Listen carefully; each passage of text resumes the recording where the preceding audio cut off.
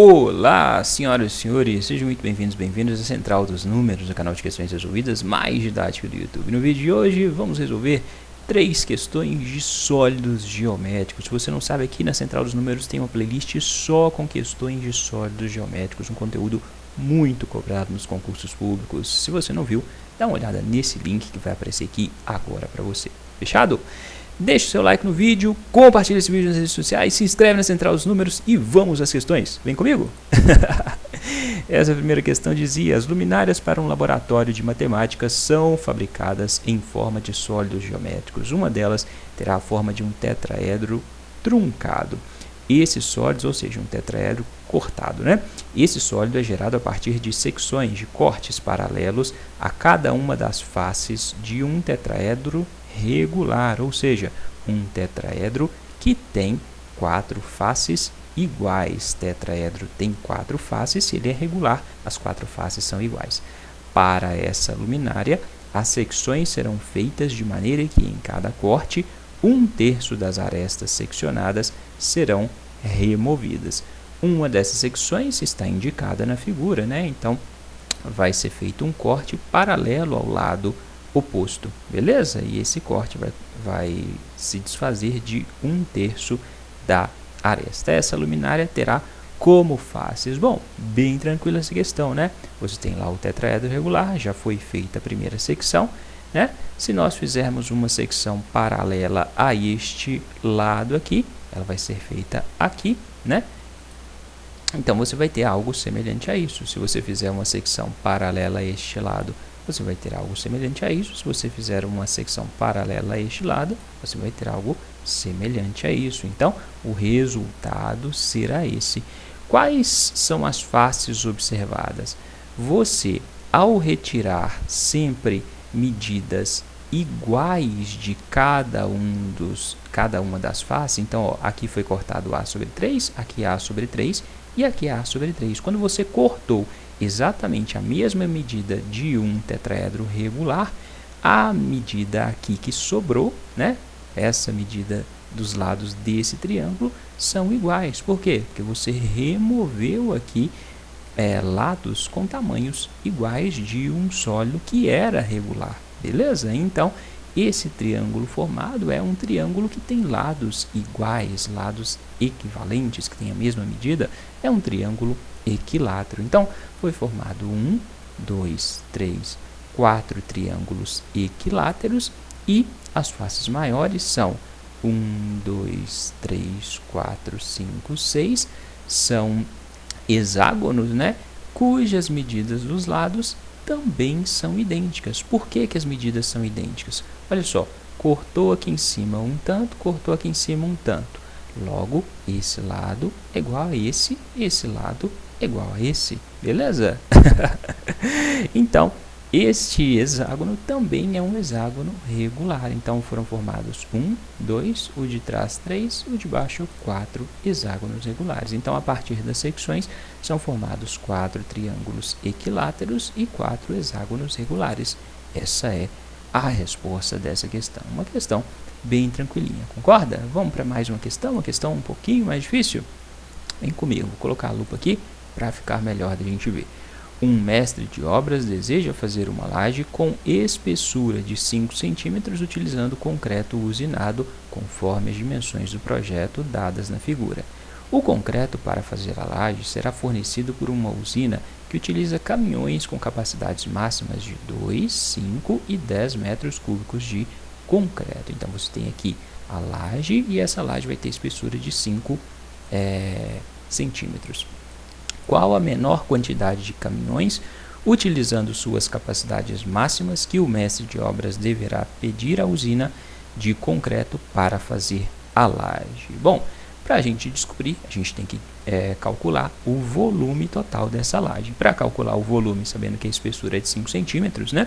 A gente primeiro calcula a área dessa base da laje, né? Para calcular a área dessa base da base da laje, a gente pode dividir aqui essa laje em 3 pedaços, que aí fica fácil calcular a área, né? Chamando esse pedaço de 1, esse de 2, esse de 3, Essa área 1 é igual a 5 vezes 3, o que dá 15, né? 3 vezes 5, 15 metros quadrados.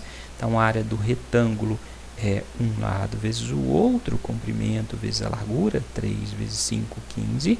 A área 2, 3 vezes 2 mais 5, 7. 3 vezes 7. 3 vezes 7, 21 metros quadrados. A área 3, 8 vezes 1 mais 2, 3. 3 mais 5, 8. 8 vezes 8. 8 vezes 8, 64 metros quadrados. Então, somando essas três áreas, a gente vai ter 15 mais 21 mais 64, o que dá 100 metros quadrados. Para calcular o volume da laje, a gente vai multiplicar essa área pela espessura, ou seja, pela altura da laje. A altura da laje foi dada em centímetros. Aqui a gente está com metros quadrados. Então, a gente tem que converter esses centímetros em metros. Para passar de centímetros para metros, a gente tem que andar com a vírgula 2 casas para esquerda, né? A escala não é metro, decímetro, centímetro.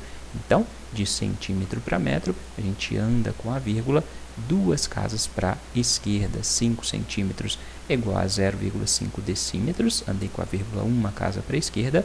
Para passar de decímetros para metro, anda com a vírgula mais uma casa para a esquerda. 0,05 metros. Beleza? Então, o volume da laje vai ser 100 metros quadrados vezes 0,05 metros. 100 vezes 0,05, vou andar com a vírgula 1, 2 casas para a direita, ao multiplicar por 100, vai dar 5 metros cúbicos, beleza? Então, o volume da laje é de 5 metros cúbicos. Para encher a laje de concreto, basta usar um caminhão de 5 metros cúbicos. Só isso. Essa é a resposta dessa questão, né? Um caminhão com capacidade máxima de 5 metros cúbicos, certinho? Dúvidas? Perguntas? Se tiver dúvidas, pergunte aqui embaixo na descrição do vídeo. Tem mais questões parecidas com essas para você treinar, combinado? Se você estiver estudando sólidos geométricos, dá uma conferida nessas questões que eu separei para você. Por fim, a gente vai agora para a questão mais difícil deste vídeo. Uma construtora, vamos aumentar também, uma construtora pretende conectar um reservatório central RC. Esse reservatório é em formato de um cilindro com raio interno igual a 2 metros e altura interna igual a 3,3 metros, a 4 reservatórios cilíndricos auxiliares R de 1 a 4, os quais possuem raios internos e alturas internas igual a 1,5 metros. As ligações entre o reservatório central e os auxiliares são feitas por canos cilíndricos com 0,10 metros de diâmetro interno e 20 metros de comprimento. Então, os canos também são cilindros com 0,10 metros de diâmetro e 20 metros de comprimento conectados próximos à base do reservatório. Na conexão de cada um desses canos com o reservatório central, há registros que liberam ou interrompem o fluxo de água. No momento em que o reservatório central está cheio, então este reservatório aqui está cheio e os auxiliares, esse 1, 2, 3 e 4 estão vazios, abrem-se os 4 registros e após algum tempo as alturas das colunas de água nos reservatórios se igualam assim que cessa o fluxo de água entre eles pelo princípio dos vasos comunicantes. A medida em metro das alturas das colunas de água nos reservatórios auxiliares após cessar o fluxo de água entre eles é igual. Então, as alturas dos reservatórios serão todas iguais. Então, situação que foi descrita nesse problema grande. O volume aqui de RC está completo, RC está cheio, vão ser abertos os registros e a água vai sair de RC para os outros reservatórios. A água vai se equilibrar quando as alturas de todos os reservatórios forem iguais. Que altura é essa, né? Resumindo, é isso que o problema pediu, beleza? Primeiro, qual é o volume que existe de água no total? É o volume do cilindro RC. O volume do cilindro é a área da base vezes a altura. A base é um círculo, então a área da base é π vezes o raio ao quadrado. Então, o volume de RC é π vezes o raio ao quadrado, a área da base, vezes a altura de RC.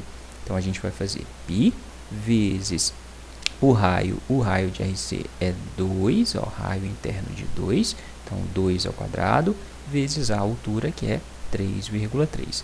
2 ao quadrado é 4, 4 vezes 3,3, 13,2 π. Então, essa é a quantidade de água total que existe aqui. Beleza.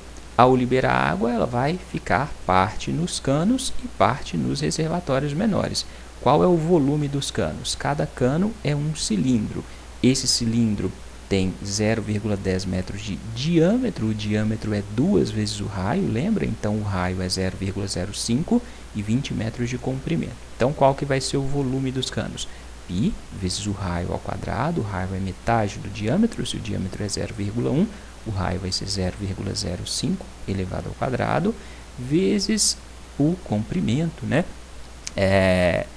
Ou a altura, se o cano tivesse virado para cima, seria a altura do cano, vezes 20 metros de comprimento, beleza?